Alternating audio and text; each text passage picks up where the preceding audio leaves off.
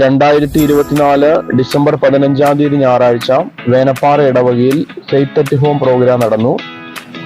വിശ്വാസം പരിശീലിക്കുന്ന കുട്ടികളുടെ മാതാപിതാക്കന്മാർക്ക് വേണ്ടിയുള്ള ഈ ട്രെയിനിങ് പ്രോഗ്രാമിൽ ഏകദേശം 110 മാതാപിതാക്കന്മാർ പങ്കെടുത്തു.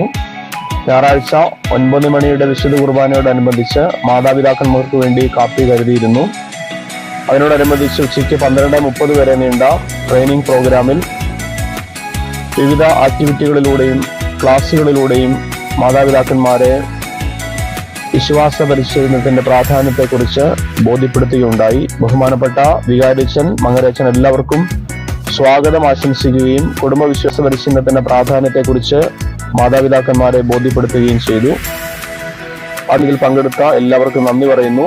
അതോടൊപ്പം ഇത് വളരെ ഭംഗിയായി ക്രമീകരിച്ച എല്ലാവരെയും നന്ദിയോടുകൂടി ഓർക്കുന്നു.